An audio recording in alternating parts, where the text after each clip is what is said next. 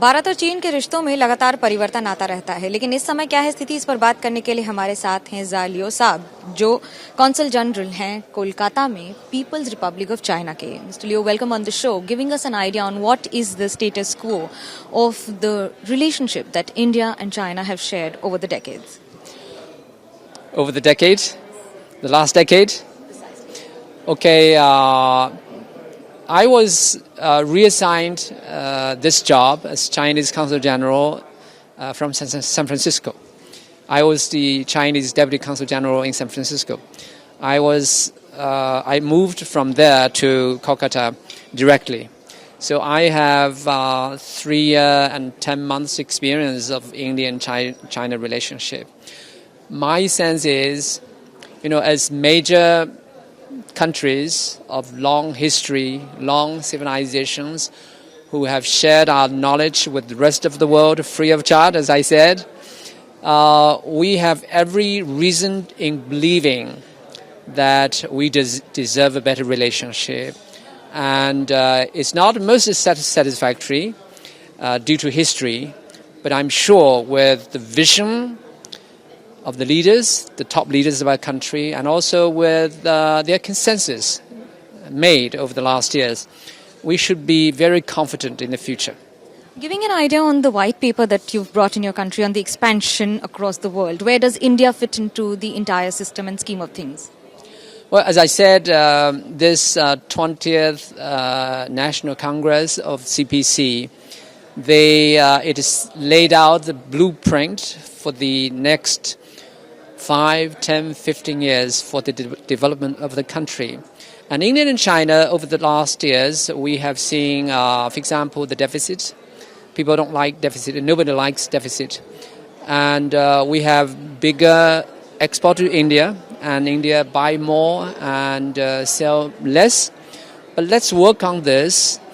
As far as my experience is concerned, we have huge potential that await our effort. For example, I mentioned to other friends that Yunnan province, as part of China's, it has been a target of China's, the President Xi Jinping's targeted poverty eradication campaign. It has been a target for a long time. So now it's seeing very successful experiences. Now the province is rather developed with its good quality infrastructures, good quality ecosystem preservation successes, and also the connectivity with the rest of the country. I think for West Bengal in particular, because I'm speaking from this perspective, this is a very huge good potential that we friends in West Bengal can tackle. My office is dedicated to play such a bridge role. Also coming to the infrastructure that you've been talking about, you've done a major infrastructure development along the Sino-India border, especially along Arunachal Pradesh and other areas, which has also made the Indian government express their concern about it. How do you see the development and the concerns? As I said, the border issue is not in my competence to comment. What I know is, maybe I forgot name the figures of the few provinces, including Tibet and Xinjiang and Yunnan province. The achievement of infrastructure development is nationwide. I mentioned that for example, from Kunming to Beijing, 3,000 kilometers, it takes us 12 hours. Specific focus of development on the border regions? I don't have that number. What I know is that China is building the networked railway system from Chengdu to Lhasa. I don't know whether you have any geographical ideas. In Tibet, for the last 15 years, its railway has been effectively linked with the rest of the country. So from Lhasa today, I'm talking about the average maybe 4,500 meters high average. The plateau has been effectively connected with the rest of the country. And also last year, I think, from Ningzhi, to the east of Lhasa, the bullet train. The bullet train is built and put into operation. This is an achievement. In China, we said that we have not seen for thousands of years. So build a better life by building the massive infrastructure is the responsibility of any government to, Tibet is the least developed region of China. But now with this GDP per capita close to maybe $9,000 per capita, it's not poor anymore. It's least developed in China, it's not poor. So making these people live a more decent life.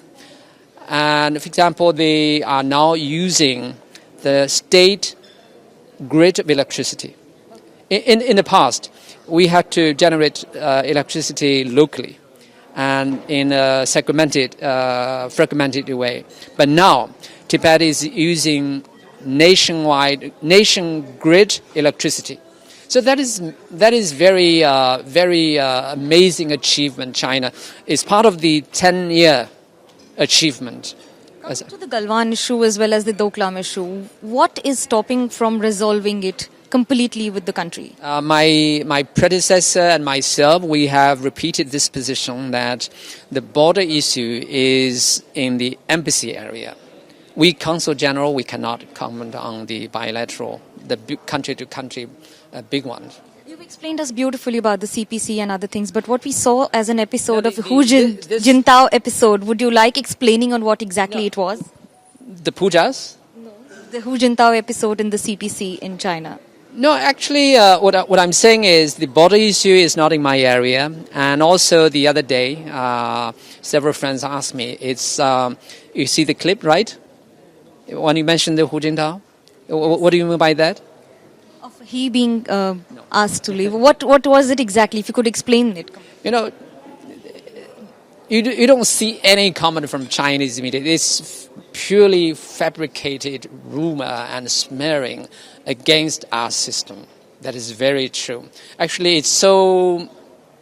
I think the American media has been so, they just trying their best to smear the decency. China is one of the best country who take care of our seniors. If you look, I don't know whether you have the access to longer video. It's so nice. It's the top leaders taking care of the retired boss. That is, touching. I personally, I have that exactly the feeling. When your 80-year-old father in the room doesn't feel well, what should the son, the 60, 50-year-old son do? Asking, what's going on? Is that good? Especially when it's important. Everybody want to witness the magnificent event. But when people do not feel good, and he's asked, is it okay? Would you take it? This is Chinese way. Whenever in my home, when I work with my leaders, this is normal. Understanding that you've been posted in America and now that you're back in India here, you saw the Nancy Pelosi episode also of her visiting Japan, and how does China see it, especially after the escalation of military and such reports coming in? What is the reality behind it? Specifically, what? About escalation of the trade wars, as well as visible rocket wars, which we've been seeing on that coast particularly. I know the win-win strategy. Normally, the American business school and government school, they advocate a win-win strategy. This is not a win-win from the American perspective. This is very simple.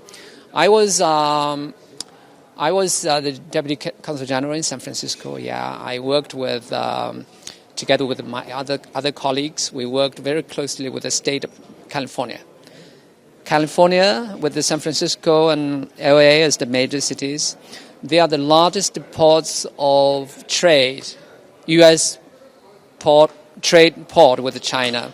It accounts for maybe 25 to 30% of U.S. total buy and sell. So it's not in anyone's interest to have escalation or have the decouple, divorce. Okay, divorce has a price, and I think just like bilateral trade during the pandemic. Also coming under an understanding on, you've been supplying a lot of arms to Pakistan. How do you see These that? are not my areas. I can be very frank to my you. last question: the country's take on Russia and Ukraine war. The same. Yeah, I have 5 states to cover. These are the areas I have tried. I So try light to show the best. on the best position of coronavirus or the COVID rise in China. Does it seem Generally is under control. under control? Thanks you so much for talking to us and ABP News. Camera person सूरज पांडे के साथ Manogya Loiwal, Kolkata, ABP News.